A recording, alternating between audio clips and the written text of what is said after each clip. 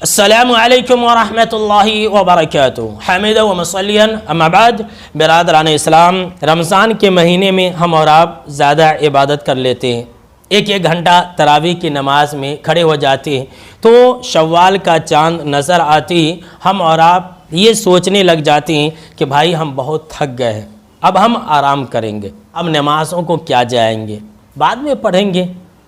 اب سوال یہ پیدا ہوتا ہے کہ آرام کون کرتا ہے؟ تو آئیے میں آپ کو اس سلسلے میں ایک حدیث سناتا ہوں کہ اگر ہم دنیا کے اندر آرام کریں گے اور اللہ کا ڈر اور خوف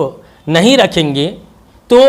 قیامت کے دن اللہ رب العالمین ہمیں ڈرائے گا۔ جی ہاں، سن لیجئے، اگر ہم بے خوف ہو جائیں گے تو اللہ رب العالمین قیامت کے دن ہم کو ڈرائے گا، اور آج اگر ہم خوف کے ساتھ زندگی گزاریں گے، اللہ رب العالمین کی عبادت اور بندگی کے ساتھ زندگی گزاریں گے تو کل قیامت کے دن اللہ رب العالمین ہم کو امن دے گا۔ آئیے میں آپ کو ایک حدیث سناتا ہوں، اور یہ حدیث قدسی ہے۔ اللہ رب العالمین نے کہا کہ میری عزت کی قسم، میں اپنے بندوں کے اوپر 2 امن اور 2 خوف جمع نہیں کروں گا۔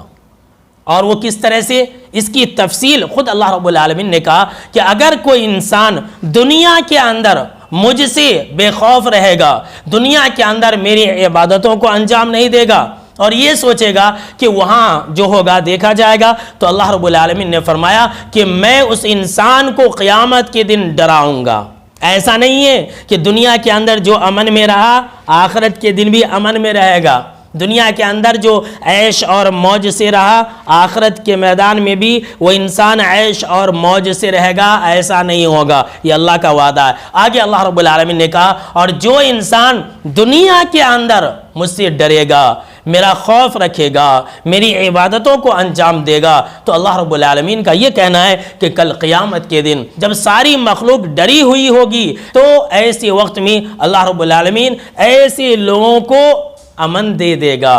ایسے لوگوں سے اللہ رب العالمین ڈر اور خوف کو ہٹا دے گا۔ لہٰذا میرے دوستو، ہم اور آپ اللہ رب العالمین سے ہمیشہ ڈرتے رہیں، اللہ رب العالمین کی عبادت و بندگی ہمیشہ کرتے رہیں، اور اگر ہم ایسا کریں گے تو اللہ رب العالمین ہمیں جنت کے اندر داخل کرے گا، جیسا کہ اللہ رب العالمین نے قرآن مجید کے اندر یہ بیان فرمایا، وَأَمَّا مَنْ خَافَ مَقَامَ رَبِّهِ وَنَهَى النَّفْسَ عَنِ الْهَوَىٰ، کہ جو انسان اللہ رب العالمین کے سامنے میں کھڑے ہونے سے ڈرتا رہا، اور وَنَهَى النَّفْسَ عَنِ الْهَوَىٰ، اور اپنے نفس کو خواہشات سے باز رکھا، تو اللہ رب العالمین نے فرمایا فَإِنَّ الْجَنَّةَ هِيَ الْمَأْوَىٰ، تو ایسی لوگوں کا ٹھکانہ جنت کے اندر ہوگا۔ اور جو انسان ایسا نہیں کرے گا وہ انسان ہلاک و برباد ہوگا، جیسا کہ اللہ رب العالمین نے قرآن مجید کے اندر یہ بیان فرمایا، قد افلح من زکاها وقد خاب من دساها،